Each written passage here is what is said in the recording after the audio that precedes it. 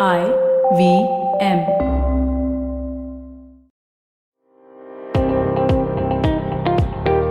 Welcome to All Things Policy, a daily podcast supported by Pragati, a flagship media initiative of the Takshashila Institution. We are a bunch of policy nerds based in Bengaluru, and we like to bring fresh perspectives to Indian affairs and an Indian perspective to global affairs. So grab a cup of coffee, sit back, and join us for today's chat.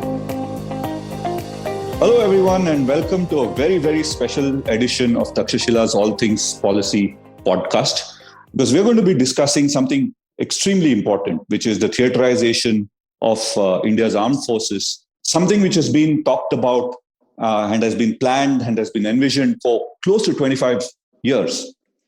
And now the moment has come where this is going to happen most likely within a year or two. And the deadline, of course, is next year. And so close to the finish line, or rather the starting point of theatre commands or the finish line of the planning process, we've had a bunch of controversies which have arisen for various reasons. And there are serious questions on whether the pattern being followed is the right one, that the structure we've adopted is the right one, the thinking process behind it is appropriate for India of the future. And to discuss this, we have three-star generals and one person with three stripes, because sergeant is as much as I made in my NCC career. But we have three stars and one each from the Army, Navy, and the Air Force. And two of them happen to be called Anil Chopra.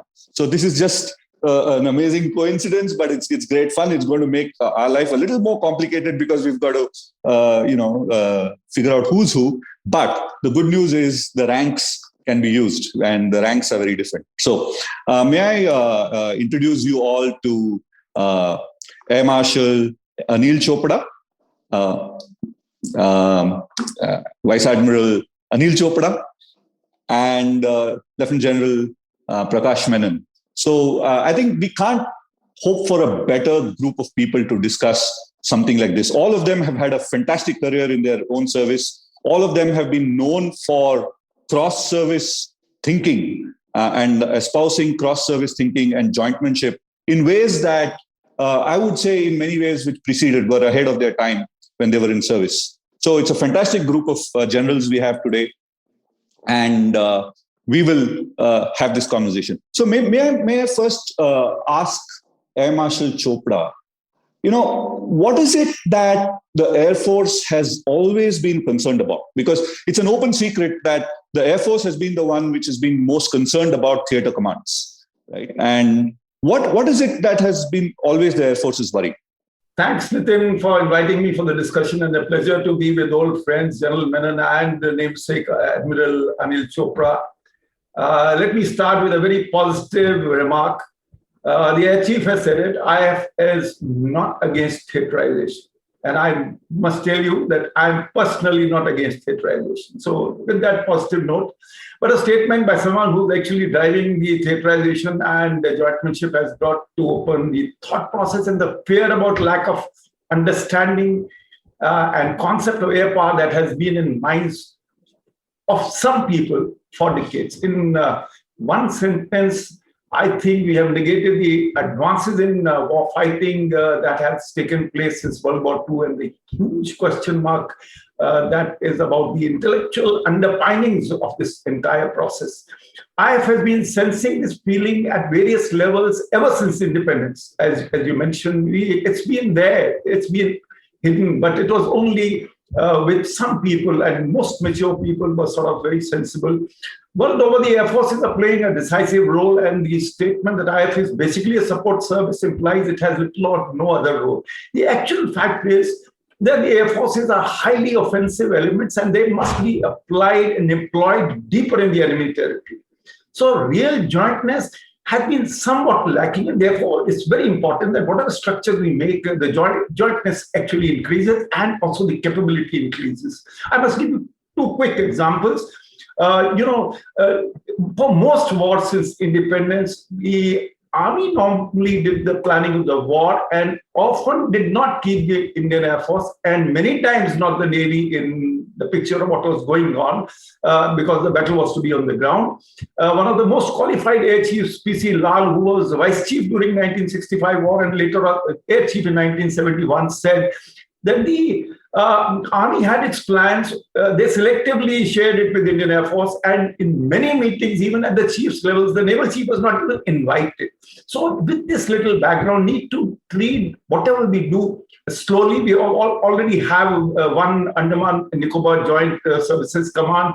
The experience is not very great, and I can give you many examples as we go along. Yet there have been extremely good jointness at the working level. You remember Army Co-Commander Sagat Singh and Air Force Station Commander Chandan Singh conceptualized at their own level and executed the Tangail Drop and the Meghna River crossing, the models, which are model cases of jointness. But let me just. I'm sorry to interrupt you, but let me just sort of rewind back for the people who are listening. Is that the idea that India needs theater commands has been germinating for at least 30 to 40 years, because the structure that we have today was put into place by Lord Mountbatten's Chief Staff Officer, Lord Ismay. And it's a very colonial World War II kind of a structure where we have three different services which operate independently, which are connected only in the Ministry of Defense, and for all practical purposes are very independent services, which as Air Marshal Chopra said, means that there are several operations where one service doesn't feel that it needs to consult or even keep the other service informed, and which has led to certain deficiencies which are noticed in the wars of the past.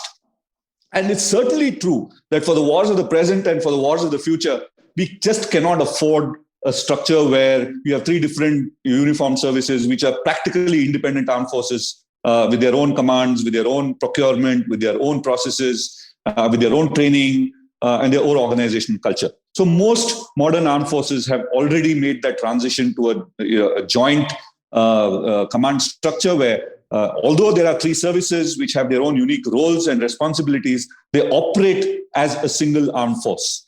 And the challenge in India has been, how do we get to a jointness, or how do we get to a structural jointness as opposed to an operational ad hoc jointness that we saw very wonderfully in the wars of the past, and also some of the failings of the tactical jointness which undermined some of our efforts in the past.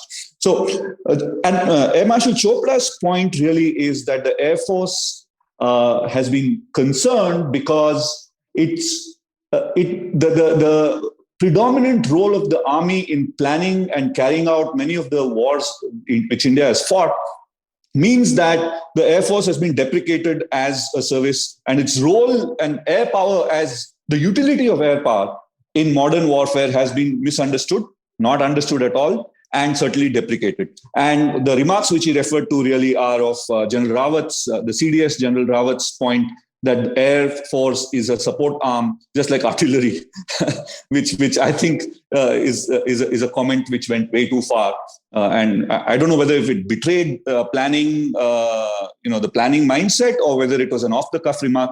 Whatever it was, I think it has brought to the fore the fissures and the suspicions that we've always had and existed into the way that we are theaterizing.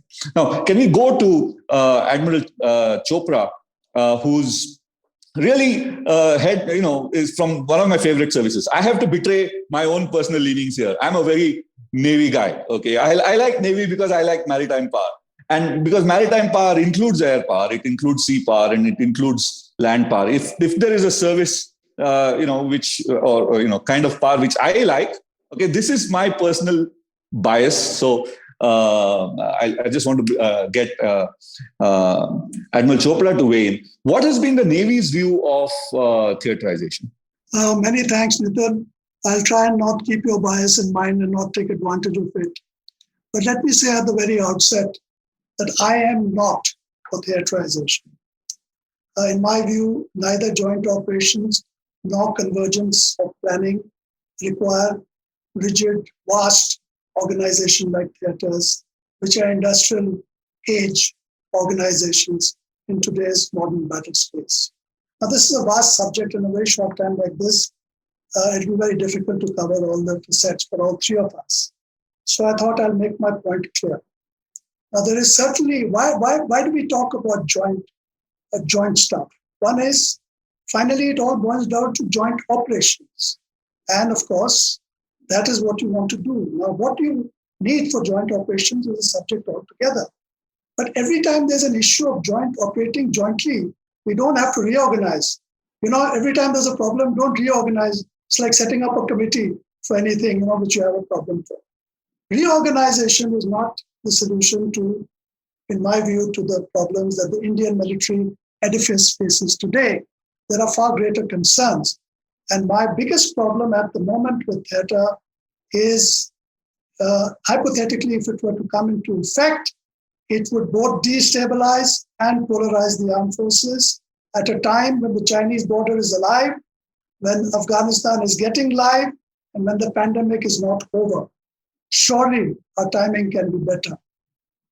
If any such large organizational metaphor forces were to come into play, you can be assured of 3 to 4 years of relative instability as everybody gets their new acts together. So my first issue with theaterization is the timing. This is not the time, and I think we need a window where we can look at the intellectual underpinnings, we can look at the concepts, and we should find consensus. We are not a parliament of 300 people or an assembly of 800 people. We are just 3 services, and it's important to find consensus on this issue. It can't be just rolled over because it makes sense to one service.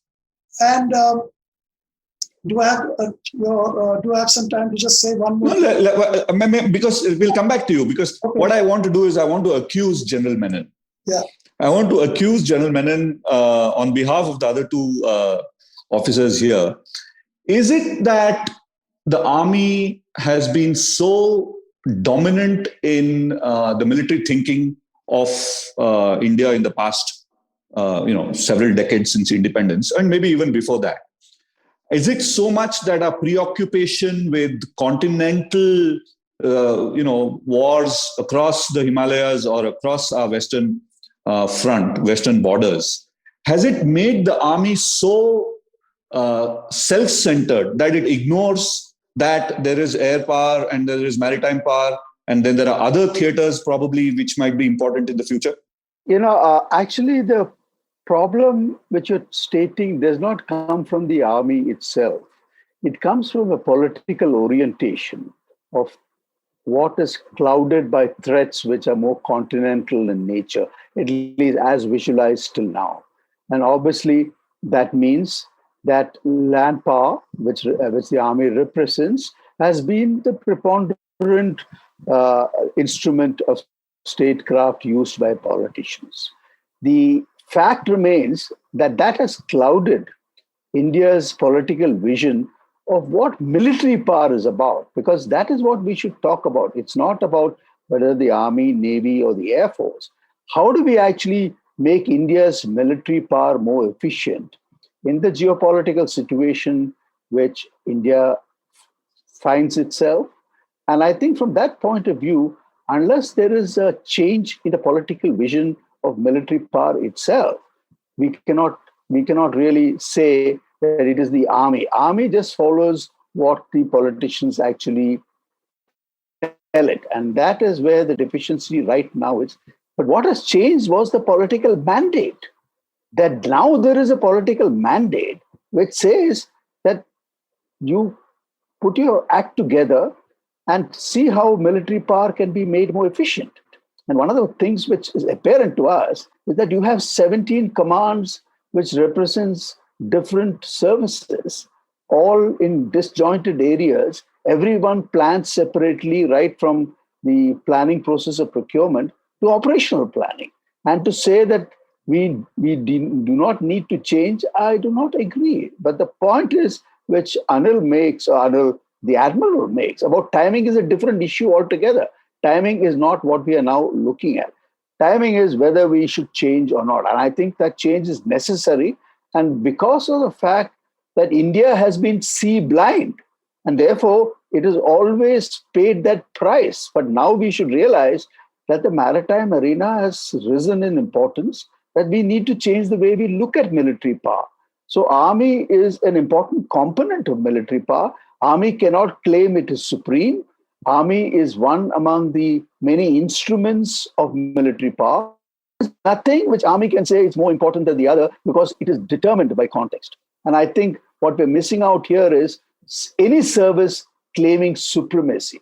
I think that's a very short-sighted view, but it's always been the case because of the size difference between the Army, Air Force, and the Navy.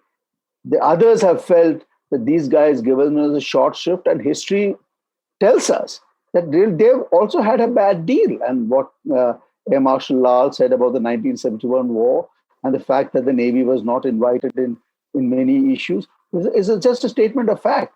That doesn't mean that we should continue. We must change. And theaterization, I would think, is a way forward.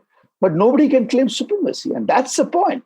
Because the larger the theater, the larger the geographic space, the greater the chances of cooperating flexibly. And power comes from the power of cooperation. And you can cooperate flexibly. And this is another issue, that you don't have to have any laid down. The fact is that you can mix and match to suit the context.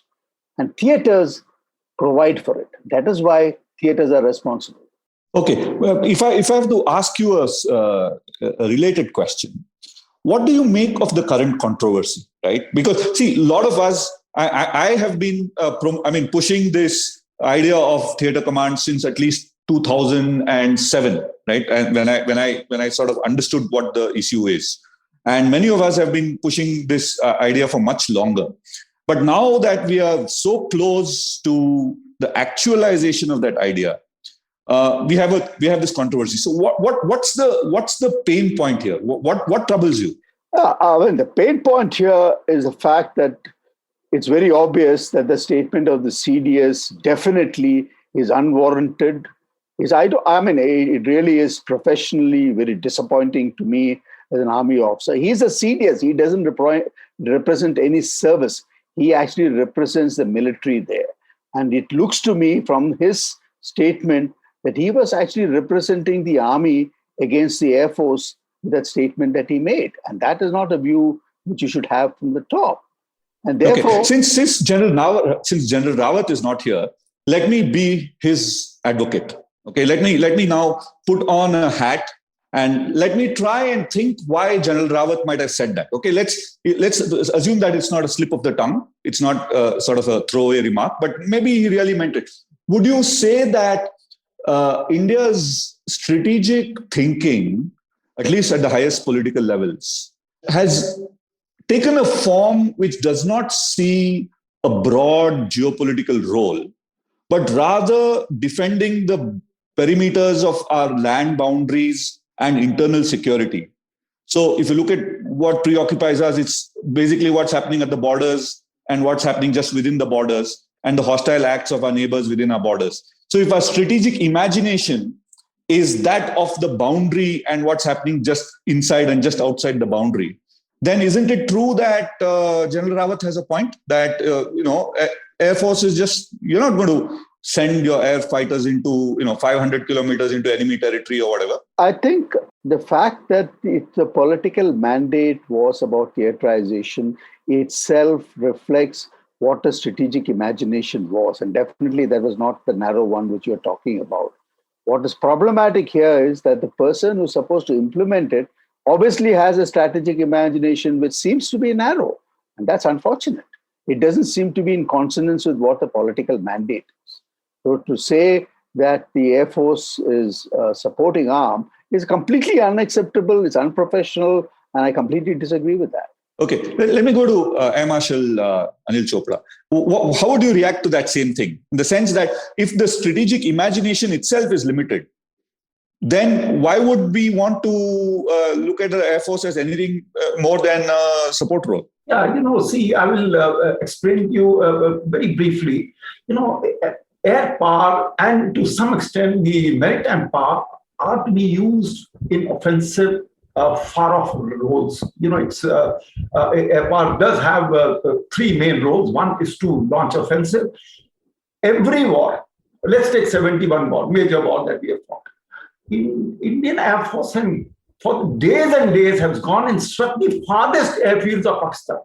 That was the first. Even any war plan of Indian Air Force, the first 3-4 days, they will be continuously going and striking the enemy Air Force, because that will help us defend India. That will help Indian Army carry out their operations smoothly. So let me tell you, this word that is a supporting role. Yes, it is one of the roles that you have to support the ground surface forces, whether it's the Navy or the Army. But it's an instrument for offensive use. Let me tell you 2-3 other points. First is, let's come back to theaterization. Let's try and see how can we really work out our theaterization. I must tell you, for the last 50 years, we've been talking, and we cannot get the Army and Air Force commands, the geographical commands having similar boundary. We have the Northern Command for the Army, we have got the Southwestern Command, we've got the Western Command, Indian Air Force has got 2 commands. We have not yet sat down. At least we should have 20 years back got these commands having same geographical area. No, we have not been able to do. Our ACR, our day-to-day work is different. And I don't know, for 30 years, I have been head of a PPOC meeting. We have not been able to get our basics right, the ACR. I love to be under an Indian Army officer all my life, because I know I'll get 9 out of 9. But if I come under a naval officer, I'll get 7.5 out of 9. So my contention is, there are a lot of things that we need to sort out to come on the same plane. The government of India, the Raksha Mantris have repeatedly told us, get all these basics identical. We have not been able to. A few points about particular, operations for the Air Force. You have seen, our entire Mirage fleet of 2.5 squadrons is sitting in Gwalior. It has to be in Gwalior. It can't be anywhere, because massive amount of technical infrastructure has to go. But in war, they are not going to be in Gwalior. Now, irrespective of which command Gwalior is, they will be fighting in Western and Southwestern Air Command. They will go there only during exercises and during war. Their ACR chain will be with the Central Air Command. They will finish the war, they'll come back. Nobody would report from Western Air Command on them. So therefore, they are very, very peculiar. We have got 2 Rafale squadrons. We have got 3 of MiG-29s. All 3 MiG-29s are sitting in one place, but in war, they'll go to 3 different commands. So there are peculiarities. We had Canberra sitting in Agra in 71 war, but they struck WAC, ESC, SWAC, and other sectors, both East and West Pakistan. You saw in Kargil war, the Mirages and Canberras, they were operating for Northern Command, but they were not in Northern Command. Yeah, so I get the idea. I think this is what many of us have been talking about, that look, your assets, there are certain assets which can be quickly moved to whichever geographical theater that you need. And this can be very flexibly and very quickly done. There are certain other kind of assets which can't be moved so easily. So, the judicious thought process would take into account that what assets can be moved to where they are required and how fast it will happen, and what are the things which can't be moved, right? And then your command boundaries and your command composition will take into account the movement of these things. And the other thing is about projecting power. I just want to go to Admiral Chopra. The reason I like maritime power is because it is, predominantly a way to project power.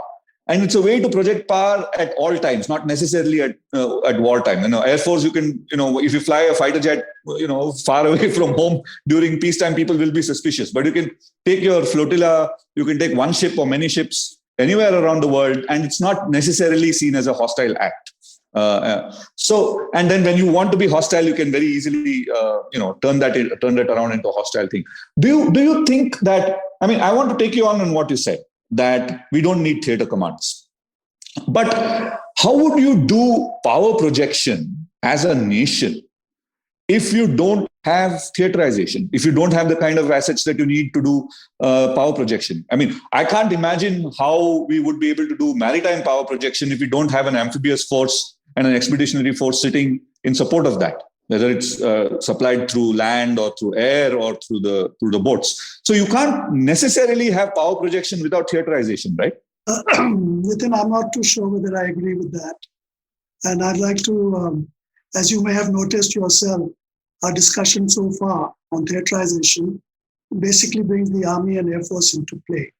And the fact of the matter is that the Navy has very little to do with theater as conceived at the moment. I will try and play the honest poker because, frankly, this issue pertains to issues which have cropped up between air forces and armies, not only in India, but elsewhere in the world. I am going to plunge into this and maybe set a cat amongst the pigeons, but for good reason, because there are one or two things which must come out in the open. The theater command concept, as presently conceived, is being driven by the Indian Army. It's not really being driven by the politicians or the bureaucrats or the MOD. It is the Army which has been driving it since its inception after Kargil, and for good reason. The Army has a good reason for pushing theater, and that is close air support, tactical airlift, and tactical surveillance. When you're fighting on the border and you have all hell breaking out in rapid time, it's very difficult to depend on another service or air power which is not integral to you for close air support. And try as they might, they have not been satisfied with the close air support that the Air Force has been able to provide. And this is true of the US Army in Korea, in Vietnam, and Iraq. There's enough literature on it. And finally, air support has to be provided by the US Navy ashore, offshore, and with Marines and stuff like that. So there is a problem the Army has with close air support, tactical airlift of troops in the near battle area, and for tactical surveillance of the local area. Now, this should be transferred, in my view, to the Army, because this is what requires an Army Aviation Corps to come up. And the Air Force should not take umbrage at this, because it's just like the Fleet Air Arm, which has its own fighters and helicopters and surveyors. The real domains of fighting, means on the planet's surface, are land and the sea. The air actually blankets all of them. It's an overlay everywhere. Of course, the Air Force has its own role, and of course, the Air Force has an independent service role. But you can't fight on land and you can't fight at sea without aviation assets, be they on their ships or be they with the divisional commander, because you need things immediately. And whilst the Air Force may have the range and the power and the capability, it may not be able to respond in time. Now, these, as Air Marshal will tell you, these debates have been, been there between the Air Force and the Navy, and they have finally subsided because, the only time to just sum this up a little bit, theater doesn't affect us except in the littoral. We talk about the air-land battle, the air-sea battle. We don't talk about the land-sea battle, because the only time that we really come in contact with the Army used to come was amphibious warfare and expeditionary warfare, as you said. The last year, the US Marine Corps, which is the world's largest amphibious sort of organization, has put it down in writing that the era of the amphibious assault is over. It's unlikely that we will be able to launch huge amphibious assaults like Normandy or Incheon anymore. And expeditionary seems to be a bad word in India, so we have never had any sort of real, experience with the Army to sea lift expeditionary forces to an area of interest. So our only contact, very, very sincerely, with the Army, it's non-existent. This flying a couple of divers and Marcos to some lake in Kashmir is tokenism at best. And even the use of P8I, on the border for surveillance is just to make it, a semblance of jointness, whereas those assets are very difficult to get off if they get struck down. So what I'm trying to say is the Army has a point. And let me just give me a minute. The Air Force has an equal point on centrality and flexibility of air power. My point from the Navy, sitting in the center of these two gentlemen and of these two services, is it is time. The way ahead is not theater commands. The way ahead is an Army Aviation Corps, which has its own attack helicopters, its own reconnaissance aircraft, its own immediate strike availability at Corps, Army, and even divisional level. And the Air Force has enough to do with counter-air, air defense, strategic strike, nuclear strike, strategic surveillance, for it to keep getting bogged down with the Army in this battle of wanting to provide shows their support. I rest my case there. We can take it up later. Yeah, thank you. I mean, I really like the fact that you said you'll want to set the cat among the pigeons, etc. That's what we do at Takshashila. One of our favorite activities is to, be able to say the things which are unsayable in other parts of the country. But I just want to make an observation before I ask General Menon to comment. Is that, you see, a lot of our thinking about this is informed by the battles of the past. If I have to look at the battles of the future, the strategic space of the future, here are the things we might have to do. One, we might have to sail east of the Straits of Malacca and operate in the South China Sea and the Western Pacific, either on our own or in partnership with allied armed forces, the Quad, for example, in order to bolster the balance of power in the East Asian waters, such that the Chinese are circumspect in intervening in our waters. For example, this is what I've been saying. The more we play a role in East Asia, in the Indo-Pacific, the more likely the Chinese are going to be concerned and be careful about operating in the Indian Ocean region. Because, you can make trouble for them there, so they might not want to make so much trouble for you here. So that's one kind of conflict. The second kind of conflict, I would think, is all around the Indian Ocean littoral. You have very fragile states which are affected by not only civil wars and insurgencies and terrorism, but also by things like climate change. And when climate change intersects with insurgencies, you will have a situation where there might be a response which is part humanitarian and part armed conflict. I mean, we can't even rely on the fact that the United Nations will send its peacekeepers in time, etc. Right? So a kind of intervention which happened in 1971, which is partly to prevent loss of life of innocent people and partly for a strategic objective, can be called upon in the Indian Ocean region. The entire, if you look at the all the way north of Malaysia, or the entire arc down to Africa, this entire arc will face these kind of conflicts, and we will be called upon to respond, and it will be in our interest to respond. And I cannot think of how we will be able to respond to just these two kinds of conflicts if we were to continue to think in terms of an army with an air support division or a navy with a fleet air service. I mean, where is the fusion of power going to come from? Because it requires firepower of one kind to be operating on land, sometimes on littoral, sometimes in the sea, all in the context of a great power rivalry, right? So I'll come back to you, Admiral Chopra. You could respond to this, but I'll ask General Menon to comment on all the conversations we've had so far, and then we'll go into the next round, which I promise you is going to be much more difficult to address. Well, I think that unless the leadership grows out of its tribal identity, and I call it a tribal identity because we are all wedded to the color of the uniform, unless the leadership grows out of that and thinks in terms of the military and not in terms of an individual service, then you will not be able to achieve the type of synergy between all the three services which will be required when it is required. And therefore, the idea of theaterization was that within a certain geography, you have the assets under an operational commander who's responsible for carrying out the war in that theater.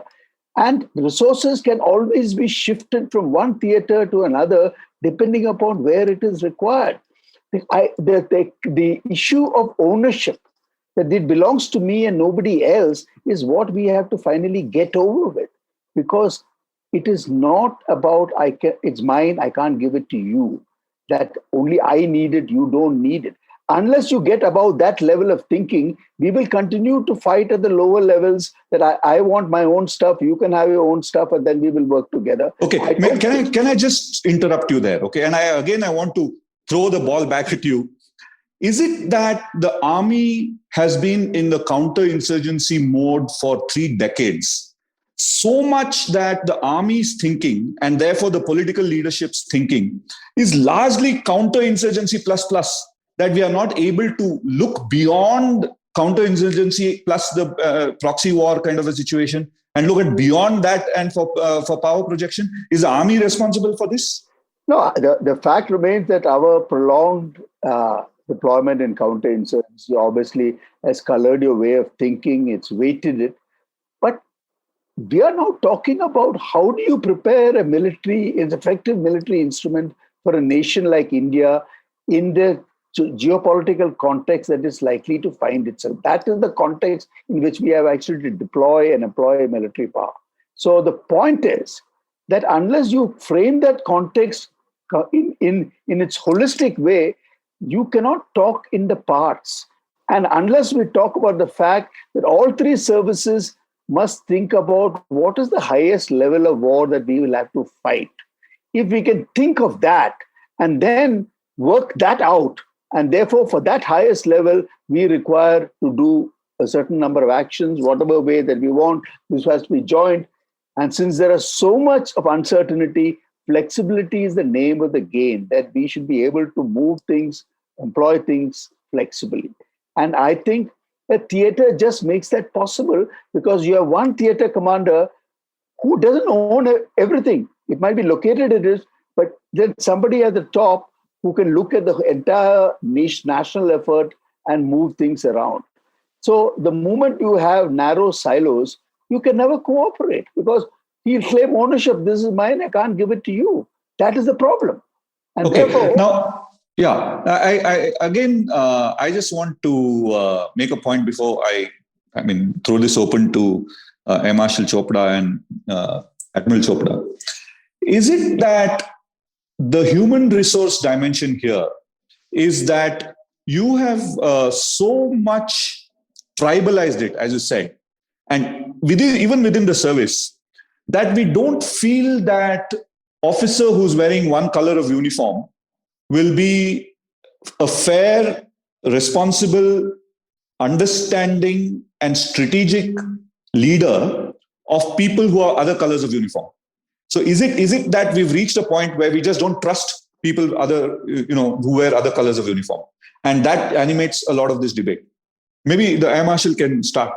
Yeah, firstly, I just want to briefly make a point about what Admiral has said. He's made a point, and I tend to agree. This is something which has been discussed for years, is to, can Indian Army have a certain amount of ground support aircraft which are dedicated for that?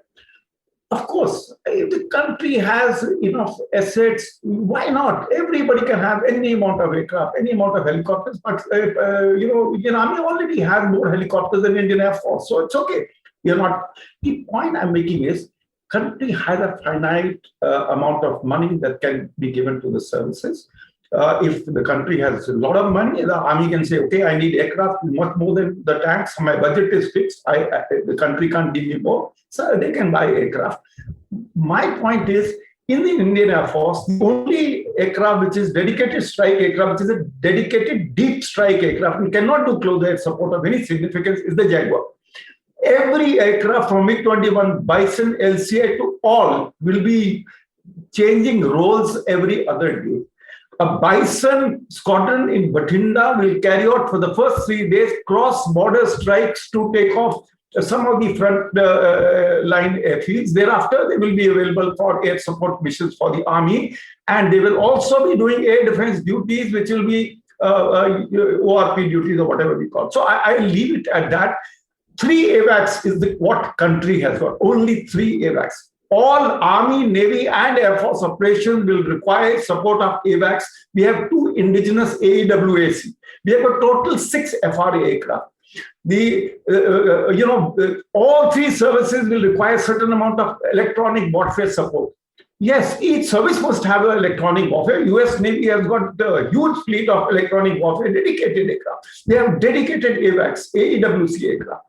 If we can afford it, please, the Indian Navy must get AWACS and AEWC, especially if they want to go very deep, maybe into the Pacific Ocean one day. So the question is, how much can we budget? How much can we afford? We are already below 30 squadrons. many of the squadrons are having less than the authorized aircraft just because you want to continue to have numbers. Okay, I will leave this part here. Your second question was that can we start understanding each other? I'm for it. I strongly believe that we must get out. There are many, many, many things that can be ironed out. And all of us could be thinking and looking strategically aside. The issue about, again, actually the point that we finally need to get to is, if we have to have theatres, how do we make theatres? And I think that is the next question at which, Nitin, you may wish to take us to, so that if theatres have to come, then how do we go about it? Yeah, Marshal Chopra.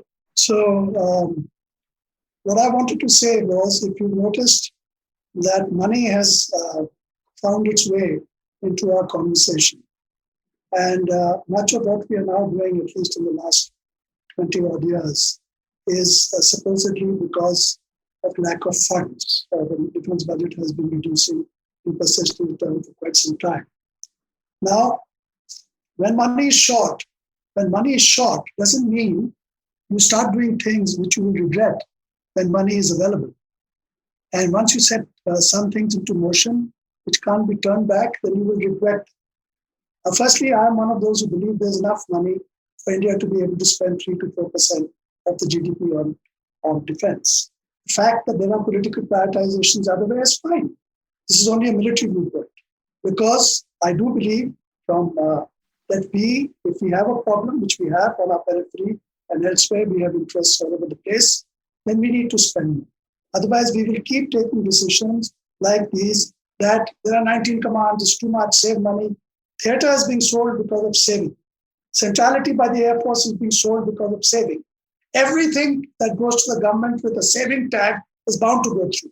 But that is not what Indian defense requires. And that is not what the Indian military requires. If I want to sell anything to the government, I just have to show or say that this is going to save money and it's going to find favor. But naturally, in a country which is not wealthy.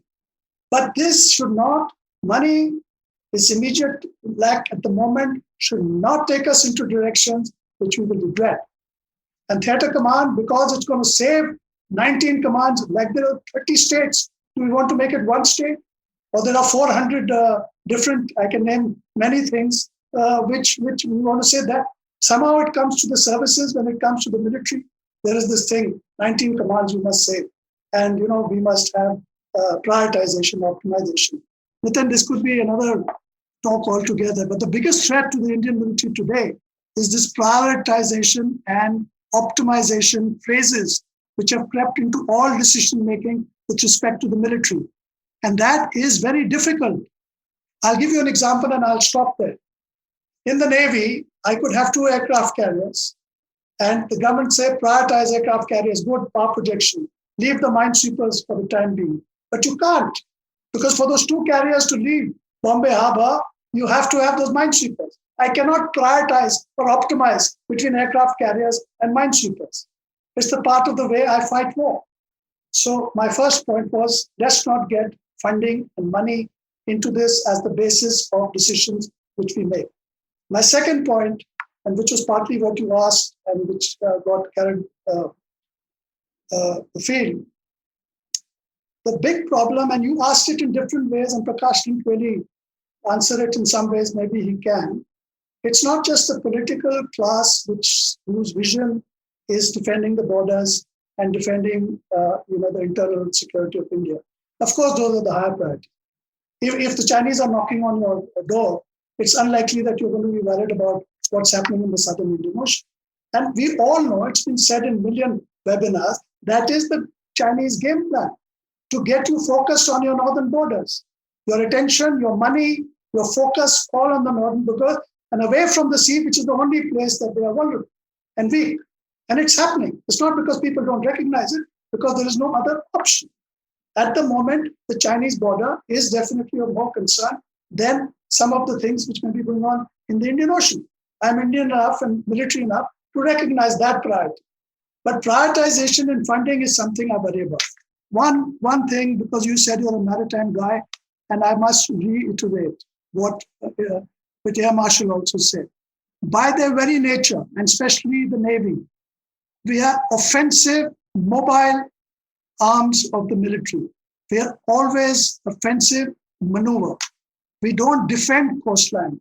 The job of the Navy, which most people don't realize, is not to stand in a line and defend the coastline.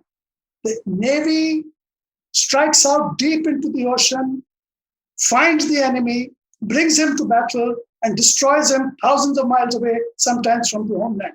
The battles of the First and Second World War were fought 32, sometimes 4, 5, 6,000 miles away from Europe, between Germany and Britain.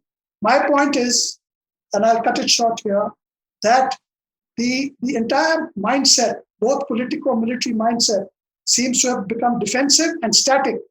And this is not good. It has to be offensive and mobile in a larger frame of the picture. Thank you. General Menon, I'm still concerned about the HR issue, right? In the sense that there are two HRs. So I'll throw a little bit of a googly to you.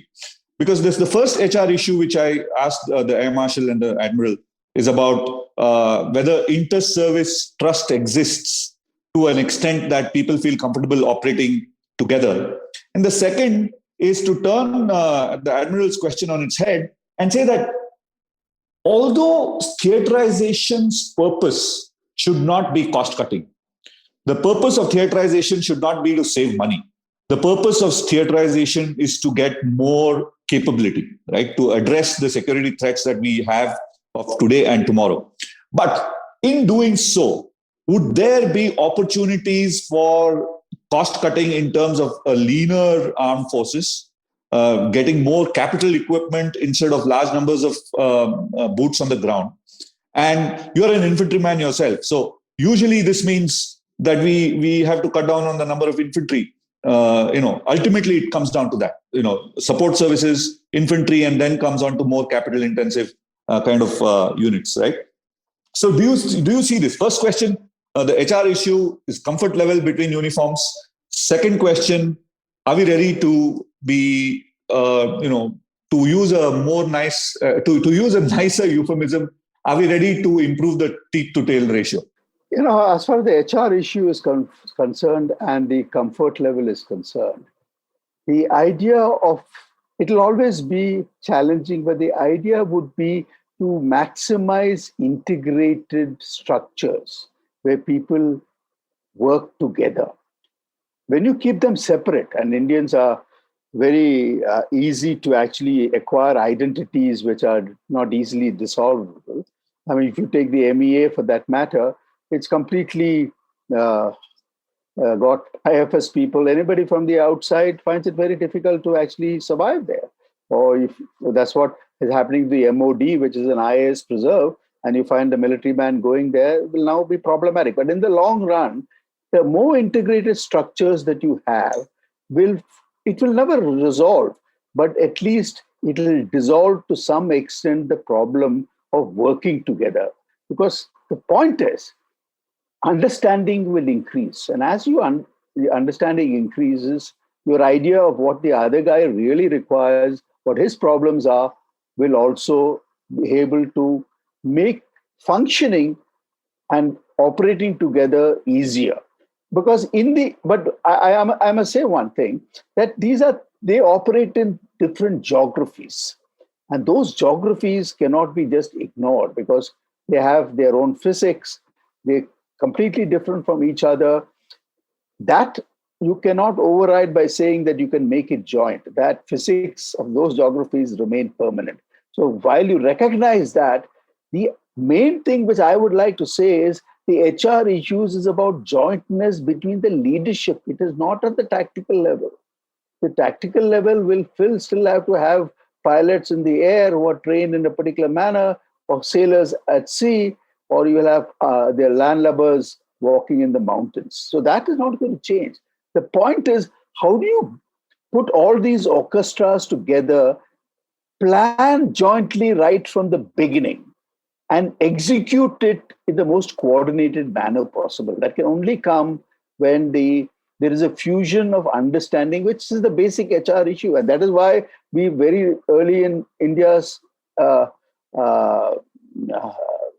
independence, we actually instituted the NDA. We have the Defense Services Staff College. We have the NDC, and we have all sort of other College of Defense Management and so on. So we have the structures in place. But what I find is that the problem is not so much below as it is the HR problem is at the top. That it is the leaders at the top who are not able to actually rise above their service. That NDA has a motto called service before self. I think most of them have understood the word service to be their own service. Actually, it is service to the nation. And if you look at it from that point of view, maybe they will be able to realize that this uniform which we wear separately is not the one which we have to serve. We have to serve the nation. So we have to go to a higher level. So in my view, I think we have to improve the perspectives at the top. That's the HR point of view. What was your next question? The second question is, are we ready for a sharper teeth to tail ratio? Yeah. Okay. So I think, in the conversation here, we are confusing the fact with where we want to go with the processes by which we get there. And when we talk about the finances and so on, we should be clear about what is the structure we finally want. That has to be an intellectual exercise, which must first be carved out through mutual consultations across the board. Then is the question of, now what do we do? How do we get there with the resources we are likely to have? So let's not confuse the process with where we want to go, because the process will be highly dependent upon the resources which the state can make available. And there is no guarantee for the fact that we will get it when we want it. So that will have to be obviously go through a certain amount, and we'll have to keep adjusting to what is available. So the basic thing is conceptualize what is it that we want, and finally, what should be the structures. If that conceptualization is clear, the process will be worked out, and there is no doubt. Finally, it will be money which will actually count. But that doesn't mean that you don't want to go where you want to go. Okay. So I'll just, we'll come to the concluding round of our conversation. And I just want to set a context and then pose a question to each of you. The context is this. We are in a very, very complex point in world history, where externally there is a jostling for primacy between the United States and China.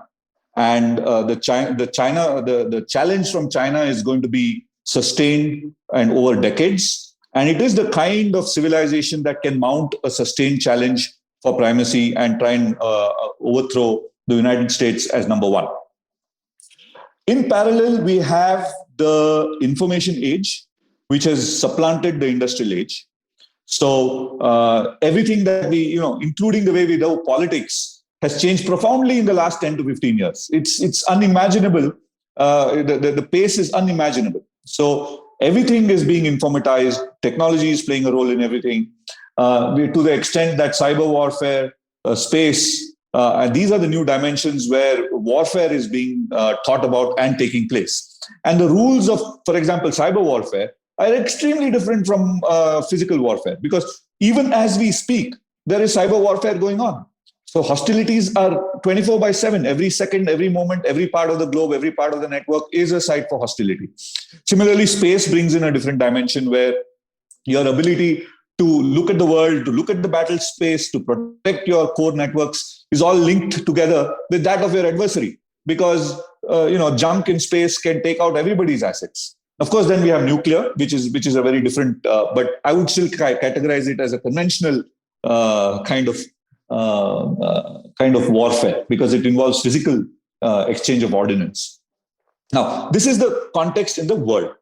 At the same time, socially, we are seeing movements around the world which are pushing the envelopes for justice, for social justice, for equality, for recognition of individual rights, and so on. So, for example, it's manifesting itself in terms of the role of women in the armed forces, to have women in combat roles. Why should women not be allowed to be in combat roles in the Indian Armed Forces or elsewhere? So there are also issues of representation. Should the armed forces be a site for social justice, for example? This is happening in the United States. It might be a period of time before we see it in our shores. So there are social issues. And then India especially, there is also a demographic issue in the sense that half the population of the country is below the age of 27. Most people can't even remember IPKF. Forget 1971. It's not a living memory for anybody. The only living memory of combat people have been the few surgical strikes, etc., which have happened in the last 5 to 7 years. So in this context, we have this debate about theaterization. And of course, pandemic has changed a lot of things. But let's say pandemic is something which happens. The need for theaterization or strategy is enduring and not really affected by things like pandemics. But it is in this context that we are trying to implement a new theater command architecture. Now, my question to each of you moving forward is, what is your ideal structure of a theater command? What should be the commands? What should they be?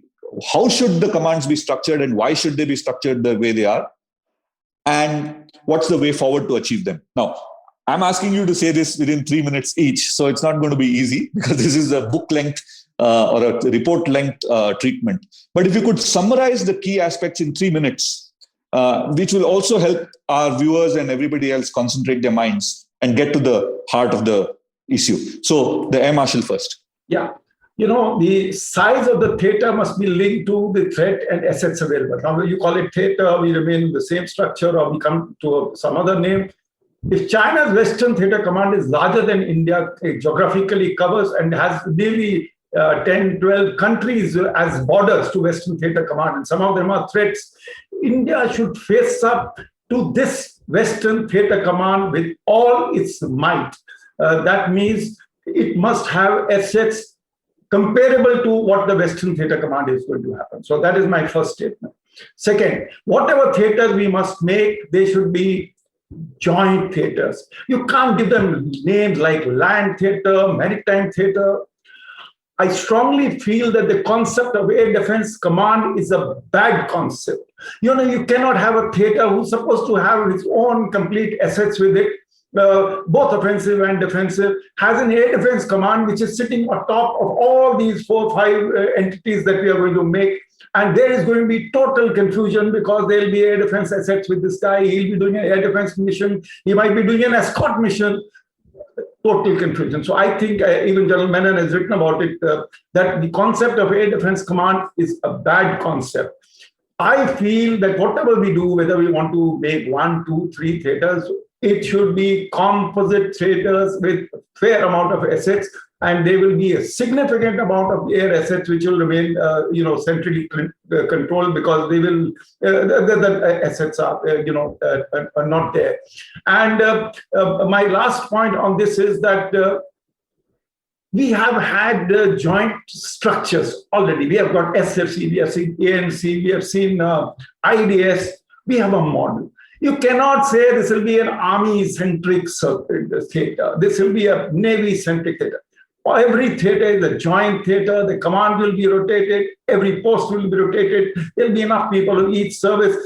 Presently, the impression one is getting is its goodies being distributed purely by number of size. Okay, land, Army must get at least 3 commands. So give them 3 commands. Navy will get 1, Air Force will get. I think that is not the way. There will be theaters. It will be north, west, south, whatever you want to call them. And I personally feel, for the time being, with the kind of assets all the 3 services are, we are all short. We should have a single theater, call it India Theater. Another point is, presently, the CDS has wearing 2 hats, a secretary's hat, a permanent chairman, chief of staff hat, and in the proposal that he's giving, he wants to be also the head of all the theaters, must report to him. 3 hats, I think, is a bad idea. All the 3 hats should be worn by 3 different people. These theater, like the Americans and the Chinese, should report to some political executive. What kind of a support system that political executive finally will have. Any proposal that the armed forces must now generate especially after this confusion that has got created, should be audited by independent agency. There could be an Nilesh Chandra type of committee. There could be, there should be a GOM, of course, on top before a decision can be taken. It took the Americans 5 years in Congress to, before they came out with the Nicholas Goldman Act. So hurry slowly. Festina Lente.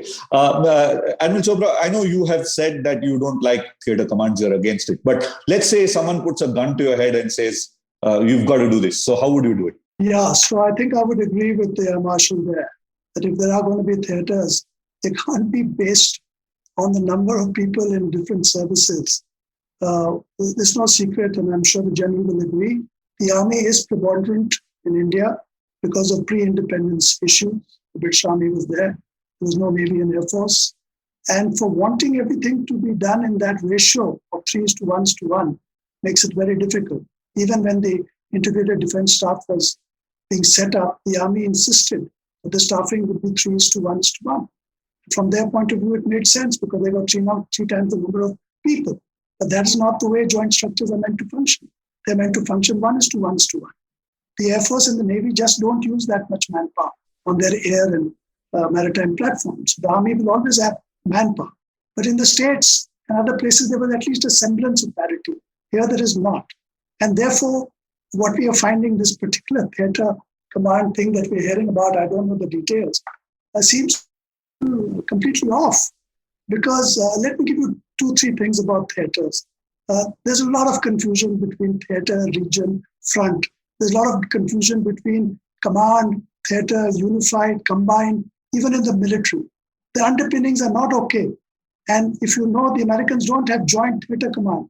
They have unified combatant commands. There's a world of difference in the way that functions. But this has not been studied enough here. They just think that putting Army, Navy together, put a joint and that will function. That's not the way it will. 2 quick points. There is never a theatre which is totally army, which is totally land or air or sea. All theatres have been land, come sea, and the air is always an overlay over both. You cannot have a theatre like the army, like now proposed, 3 in the northern area and 1 maritime theatre to look after the globe. As you yourself said, the world of the future is going to be very different. And the call for India will be in the Indian Ocean and maybe east of Malacca. Now you can't have, I have had the privilege of being CNC both in the Eastern Naval Command and the Western Naval Command. There's no way one maritime theatre commander is going to be able to look after both. And if he's not, and if you're going to tell me that he will have 2 CNCs on East and West, then why create him? He's just an additional layer of hierarchy that you have put between the CNCs and the people in Delhi. And India is Delhi-centric. Everything stems from Delhi. There's no decision going to be taken in these wake theatres, and they are not global. And they are not global. Look at the American commands. There's not even one command, even their Northern Command and Southern Command, which is restricted to one country. The US Northcom is Canada, US, Mexico, the whole lot. And the Southern Command is Americas. There is nobody who has theatres within the borders of your own country except the Chinese. And the Chinese wanted to keep up with the Joneses with the United States. They said, we are also superpower. If he has theatre command, why can't I have theatre command?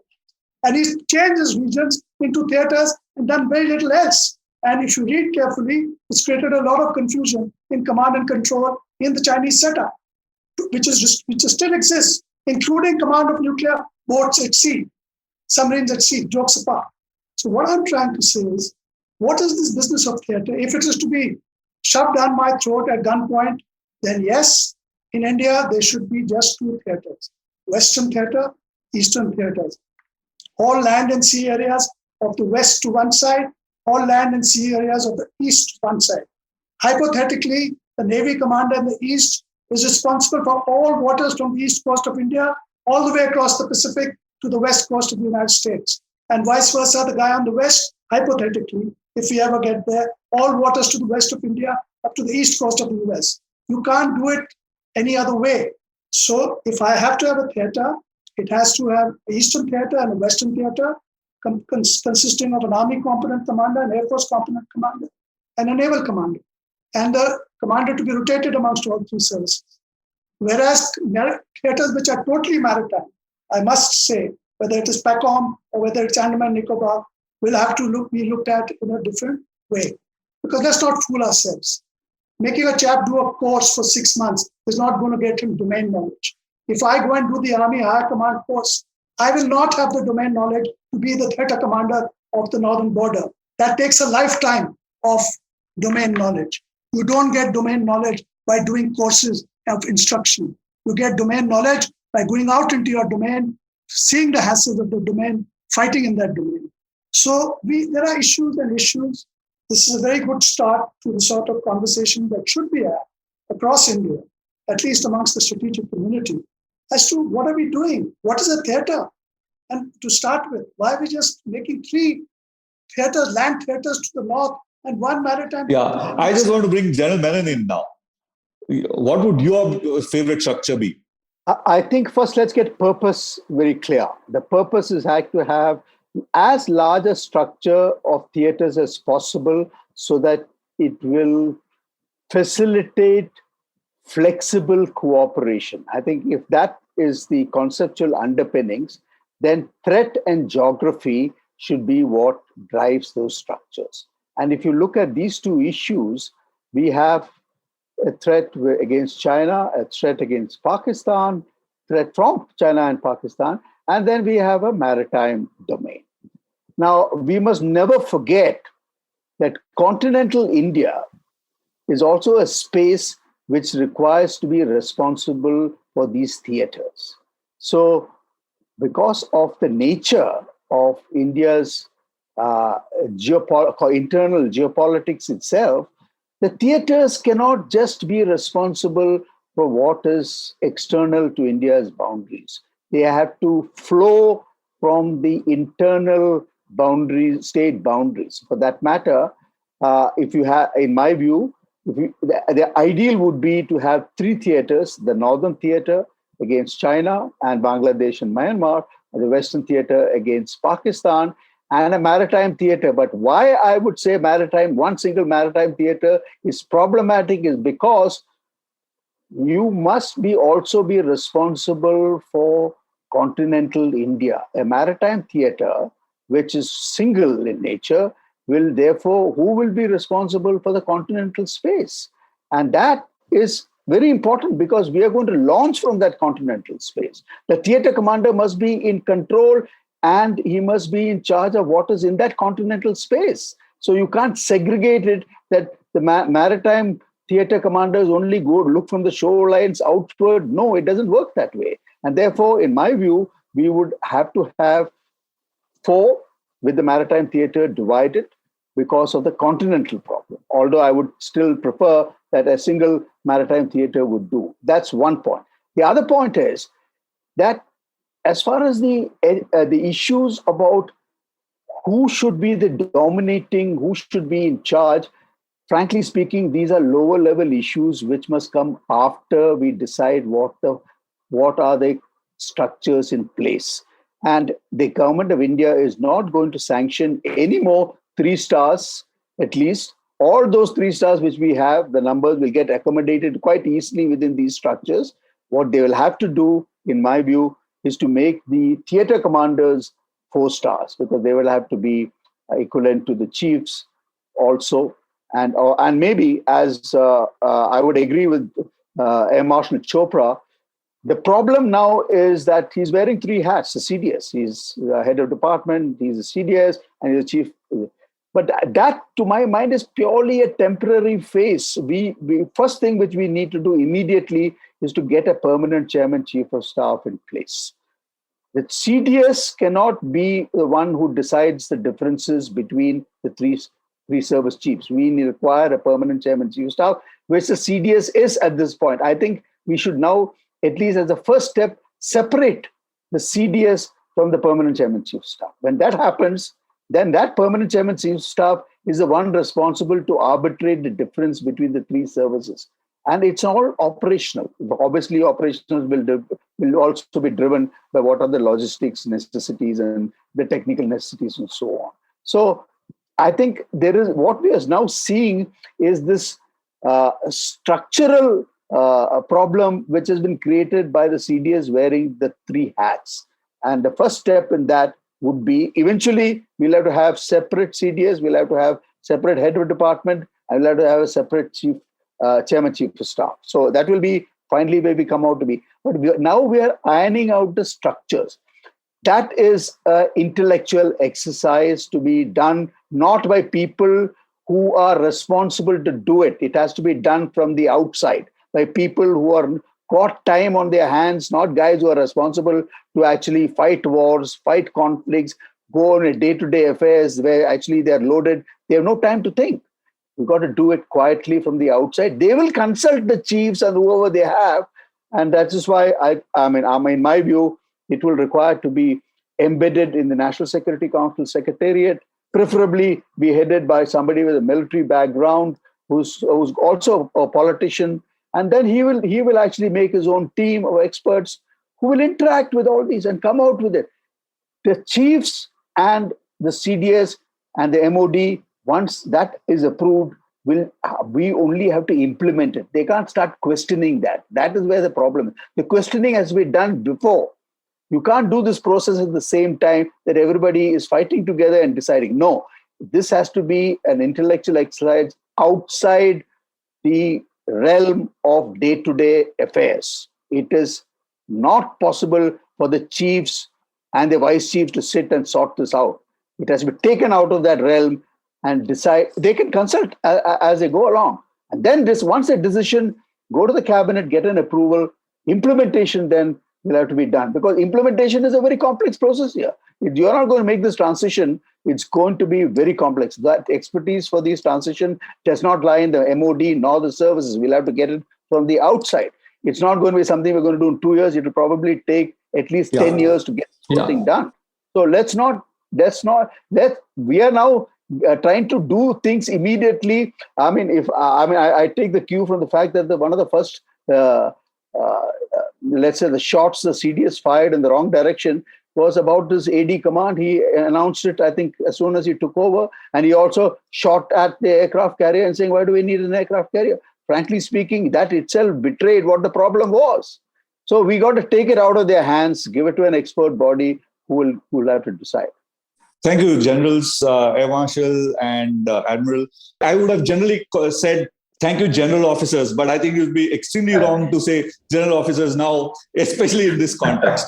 So if I were to conclude this, I always thought that the business of theaterization was more or less straightforward in terms of this theater structure, except for one tricky one, right?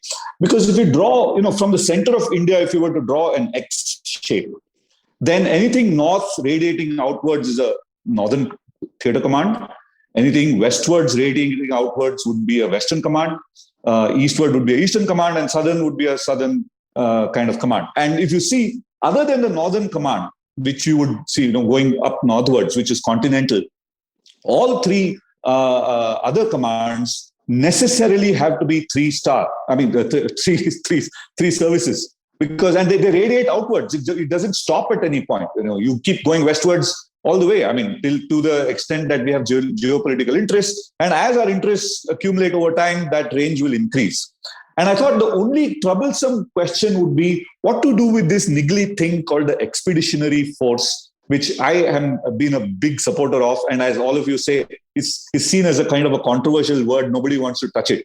But we do need an expeditionary force, whether you want to put it as an expeditionary command or an expeditionary capacity, which is under each of these commands. That's a different question. I thought that was the main debate. But what has been astounding and shocking to me over the past 2.5 years is this whole business of a land-based command or a sea-based command or an air-based command, which seems to be an Air Force, Navy, and Army by different names, organized slightly differently. So you're supposed to cut it vertically, not horizontally. But that seems to have happened.